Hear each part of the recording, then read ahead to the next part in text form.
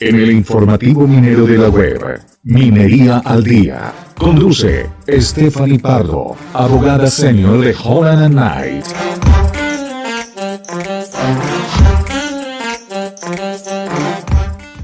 Siga, doctora Stephanie Pardo, le escuchamos.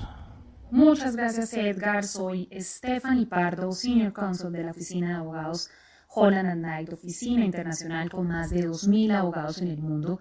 Y esto es Minería al Día en alianza con La Voz Minera. El día de ayer, domingo 31 de marzo, se cerró el plazo que estaba contemplado por la autoridad minera para recibir comentarios sobre el proyecto de ley minera. Y hoy queremos continuar hablando sobre este articulado. Son 237 artículos del proyecto de ley del borrador que, como lo dije, todavía están comentarios y no se ha presentado ante el Congreso de la República. Hemos estado hablando, analizando en varios episodios sobre este proyecto de ley. Hablamos con el presidente de la Asociación Colombiana de Minería sobre los efectos que este proyecto de ley minera tendría en la industria minera, la preocupación que hay al interior del gremio sobre el proceso de consulta previa que se tiene que suplir con las comunidades étnicas. Recordemos que en el borrador de articulado el gobierno señala que se inicia a partir de ese momento, de esa publicación, el proceso consultivo con las comunidades étnicas. A la fecha pues no sabemos cuál es el borrador de articulado que se va a consultar con las comunidades, no sabemos tampoco cuál es el estatus de ese proceso consultivo, si inició, si no ha iniciado, si se está esperando al cierre de los comentarios, si habrá un borrador actualizado con base en los comentarios, porque pues resulta particular que el gobierno diga cuando se publica este primer borrador que se inicia el proceso consultivo, pero pues sin esperar los comentarios que se hicieron hasta ayer 31 de marzo. Continuamos entonces con estos temas porque además hablamos de todos los ejes temáticos importantes, de los cambios que quiere hacer el proyecto de ley minera. Estuvimos hablando sobre este tema de consulta previa con la doctora Camila Ponte, exfuncionaria del Ministerio del Interior en el área de la consulta previa, y abogada senior de Holland & Knight. También hablamos sobre el tema ambiental con la doctora Margarita Solorza, profesora de la Universidad del Rosario, quien nos comentó sobre el cambio que plantea hacer el proyecto de ley minera frente al principio de precaución y cómo quiere hacer un principio de precaución diferenciado y aplicado solamente al sector, violando así pues todas las normas internacionales. Hablamos también con el doctor José Vicente Zapata, abogado experto en materia ambiental, reconocido abogado con más de 35 años de experiencia, con el que hablamos sobre el tema de la licencia ambiental que quiere implementarse desde la fase exploratoria. Recordemos que nuestro código de minas actual no prevé licencia ambiental para la fase de exploración, sino solamente para la fase de explotación. Con este proyecto de ley lo que se busca es que desde la fase de exploración se cuente con una licencia ambiental que debe ser modificada para la etapa de ejecución o la etapa de construcción y montaje y explotación. Hablábamos hasta ese momento que muchos de los cambios que se requieren o que se proponen más bien hacer por parte del gobierno, pues son cambios que realmente no son tan necesarios ni son tan útiles, o en algunos casos ya están reglamentados en otras regulaciones y pues en otros casos violan normas constitucionales, tratados internacionales y normas internacionales en materia ambiental, porque además este proyecto de ley minera pues se inmiscuye con asuntos ambientales, lo cual es bastante sui generis porque se supone que es un proyecto de ley minera que no tiene por qué inmiscuirse con los temas ambientales. Hoy vamos a hablar de un tema bastante relevante que es el tema del cierre minero. El cierre minero, bastantes autores, doctrinantes, autorizados han hablado sobre la necesidad, por qué no decirlo, de establecer una reglamentación sobre el tema del cierre minero. Se ha hablado claramente sobre esta necesidad de hacer una reglamentación, una regulación específica sobre el cierre minero, porque, hay que decirlo, nuestro actual Código de Minas no establece una norma o una regulación detallada sobre cómo debe hacerse el cierre minero. Y esto ha conllevado a que las autoridades mineras y a las autoridades ambientales tengan inexperiencia sobre cómo ejecutar, hacer la vigilancia, el monitoreo e imponer un plan de cierre a un proyecto minero. Tan es así que pues tenemos a Prodeco, que hace unos meses, hace unos años ha renunciado a sus títulos mineros, y la autoridad minera pues sería esta la primera vez que ejecutaría un plan de cierre para un proyecto de gran minería. Entonces, tan es así que pues este plan de cierre conllevó a que se presentara por parte del gobierno un proyecto de ley para crear una empresa que, entre otras funciones, tendría la de recibir los bienes objeto de reversión. Recordemos que la obligación de reversión es una obligación que se encuentra contemplada en nuestro Código de Minas y que pretende que, una vez se termine un contrato minero, un título minero, por la razón que sea, pues hay unos bienes que son los bienes destinados a la infraestructura de transporte que deben devolverse o revertirse al Estado de manera gratuita para que el Estado los continúe usando. Son todos los bienes inmuebles y la infraestructura de transporte, que en otro episodio hablaremos y profundizaremos sobre este tema tan importante y tan interesante. Entonces, en esta materia, pues, como lo decía, nuestra regulación actual no tiene mayor detalle sobre cómo debe hacerse el cierre minero. De hecho, hay bastantes lagunas sobre qué normas son las que se aplican a los títulos mineros distintos, a los contratos de concesión, qué normas se aplican a los reconocimientos de propiedad privada o a las canteras, qué normas se deben aplicar también desde la óptica ambiental, incluso a aquellas zonas que son zonas de áreas protegidas, ¿no? Porque recordemos que pues hay muchas conflictividades sobre aquellos títulos mineros que se superponían con ecosistemas estratégicos que fueron declarados con posterioridad al otorgamiento de estos títulos mineros. Entonces, ¿cómo se debe hacer el cierre de estos ecosistemas? Y esto conllevó además a que se expidiera la ley de páramos, donde se hacen algunas regulaciones específicas al respecto.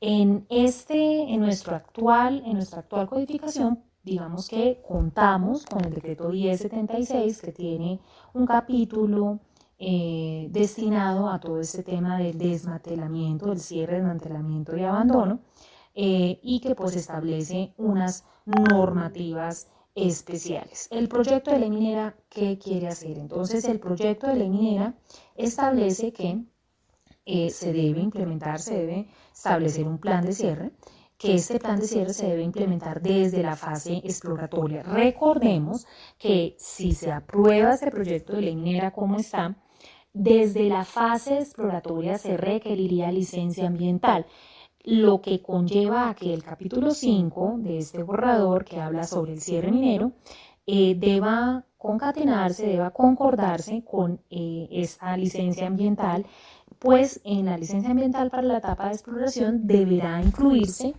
lo relativo al cierre de la fase de exploración. Se pregunta uno aquí si desde una fase de exploración, una fase tan temprana, pues se conocen o vale la pena o es posible desde el punto de vista técnico incluir un plan de cierre sin saber a ciencia cierta cuáles son las reservas y cuál es el planeamiento minero. Es una pregunta que pues no vamos a responder acá porque, como lo dije, es una pregunta de índole técnico. Pero esto es lo que plantea el capítulo 5 del articulado del proyecto de ley que, repito, no ha sido presentado ante el Congreso de la República, y el día de ayer, 31 de marzo, cerró el plazo para los comentarios. Pero además este articulado señala que debe hacerse un plan de cierre minero también actualizado al momento de la etapa de construcción y montaje. Y lo interesante es que plantea tres componentes. El primer componente es de tipo técnico, minero y operativo. Debe ser aprobado por la autoridad minera y establece pues unos lineamientos que son, como lo dije, de tipo técnico, frente a la estimación de costos, frente a las acciones referentes a la estabilidad físico-química de las zonas de operación y entre otras obligaciones de índole minero. Está el componente socioambiental que habla de todos los riesgos ambientales, todas las medidas de manejo ambiental, las acciones de compensación, mitigación, prevención, rehabilitación, que los impactos pues, negativos del proyecto hayan causado y deberá ser aprobado por la autoridad ambiental y además establece un cierre laboral o un componente ambiental que debe contener todo el tema relacionado con la protección de los derechos laborales, que deberá además ser concertado con los trabajadores de la empresa, con las organizaciones sindicales y con las partes interesadas en general. Una gran pregunta de esta parte es si este plan debe ser concertado. Hay un poder de veto que se entrega a través de este proyecto de ley, hay un poder de decir no aprobamos este cierre y al no aprobarse este cierre que pues se tiene que presentar para el plan para la etapa de construcción y montaje, habría un obstáculo, habría una barrera de entrada prácticamente, porque imagínense un proyecto minero que haya obtenido licencia ambiental, que haya hecho consulta previa en esa fase exploratoria, porque así lo demanda el proyecto de ley, que haya agotado todas las socializaciones aplicables, llega a su etapa de construcción y montaje y de pronto los trabajadores, las organizaciones sindicales o la comunidad dice no a este plan. Será entonces una barrera, se podrá, como en la consulta previa, seguir adelante sin el consentimiento de los interesados en esta concertación. Pues una pregunta bastante interesante porque pareciera que planteara una barrera. Vemos muchas barreras en este proyecto de ley minera. Además, pues se plantea una aprobación del plan de cierre por cada una de las autoridades competentes. Entonces ya no tendríamos una sola autoridad aprobando el plan de cierre minero, tendríamos tres autoridades que deben aprobar el plan de cierre. Es una obligación bastante compleja y difícil de cumplir.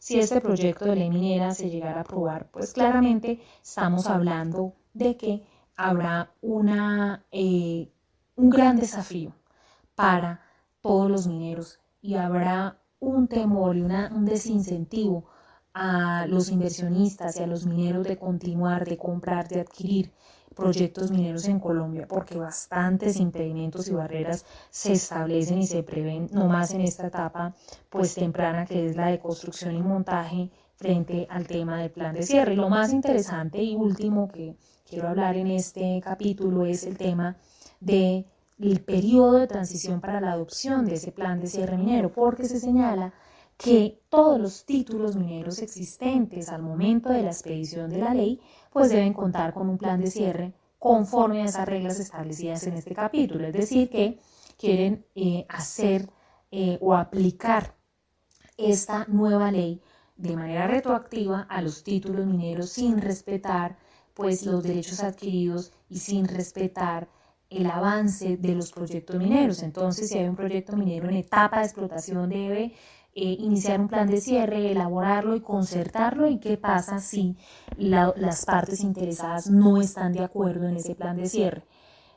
Muy interesante este tema del plan de cierre minero, de la normatividad. Es cierto, como lo decía, que hay que establecer unos lineamientos y unas reglamentaciones, pero creemos que hay que hacer bastantes ajustes a este capítulo quinto del proyecto de ley minera. Vamos a ver si el gobierno nacional tendrá en cuenta o no los comentarios que hasta ayer fueron radicados.